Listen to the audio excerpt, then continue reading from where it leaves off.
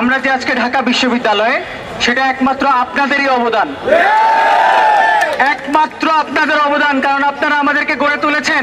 এই বাংলাদেশের কোথাও একদম একদম মফস্বল এলাকায় 500 টাকা বাড়ি ভাড়া কোনো জায়গায় 1000 টাকা দিয়ে কোনো বাড়ি বাসা কিছুই কিন্তু ভাড়া পাওয়া যায় না। মসনদে থাকলে বিদেশ সফর করতে পারবেন, অনেক সুযোগ সুবিধা নিতে পারবেন। আমাদের পেটে অত্যন্ত ক্ষুধা, আমাদের মনে অত্যন্ত দুঃখ কষ্ট বেদনা নিয়েও আমরা যে আজকে ঢাকা বিশ্ববিদ্যালয়ে সেটা একমাত্র আপনাদেরই অবদান, একমাত্র আপনাদের অবদান, কারণ আপনারা আমাদেরকে গড়ে তুলেছেন। তাই আমরা ঢাকা বিশ্ববিদ্যালয়ে আছি। যেই শিক্ষকরা জাতির মেরুদণ্ডকে গঠন করে, সেই শিক্ষকদের পিঠে লাঠি, এটা আমরা ঢাকা বিশ্ববিদ্যালয়ের স্টুডেন্ট হিসেবে মেনে নিতে পারি না। এটা যেমনটা আপনাদের জন্য অপমানজনক, তেমনটাই আমাদের জন্য অপমানজনক। আপনাদের সকল ধরনের দাবি, যৌক্তিক দাবি, সরকারকে মেনে নেওয়ার জন্য আহ্বান জানাই ঢাকা বিশ্ববিদ্যালয়ের স্টুডেন্ট হিসেবে। এই বাংলাদেশের কোথাও একদম একদম মফস্বল এলাকায় 500 টাকা বাড়ি ভাড়া কোনো জায়গায় 1000 টাকা দিয়ে কোনো বাড়ি বাসা কিছুই কিন্তু ভাড়া পাওয়া যায় না।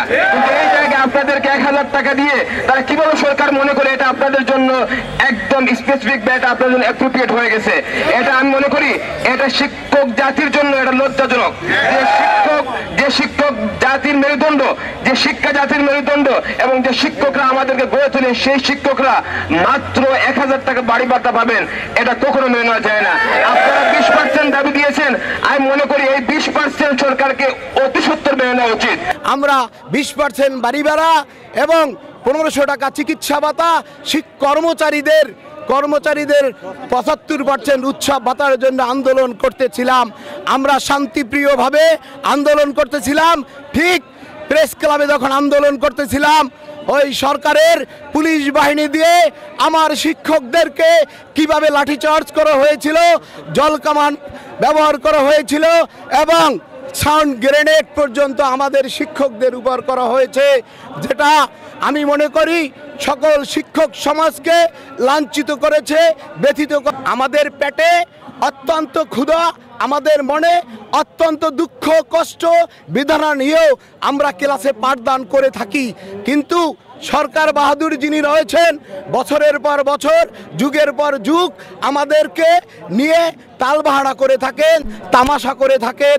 আজকে এই শহীদ মিনারে আমরা যে হাজার হাজার শিক্ষকরা সমবেত হয়েছি, এটা ছিল পূর্বের 3 দফা দাবি।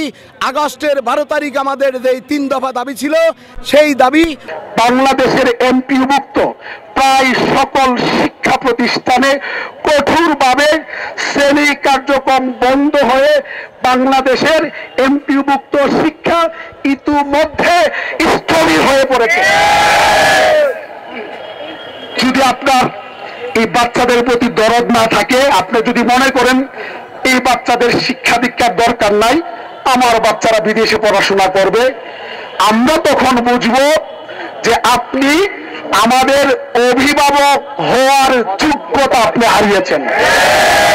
আর আমাদের যখন মনে হবে যে আপনার অভিভাবকের আসনে থাকার কোনো সুযোগ নাই, তখন কিন্তু আন্দোলন আর দাবি দেওয়ার আন্দোলন থাকবে না, তখন আন্দোলন হবে সর্বাত্মক আন্দোলন, আপনার পদত্যাগের আন্দোলন শুরু হবে।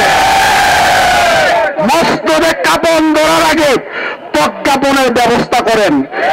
মসনদে থাকলে বিদেশ সফর করতে পারবেন, অনেক সুযোগ সুবিধা নিতে পারবেন, আলিশান জান্নাতি ফ্ল্যাটে থাকতে পারবেন।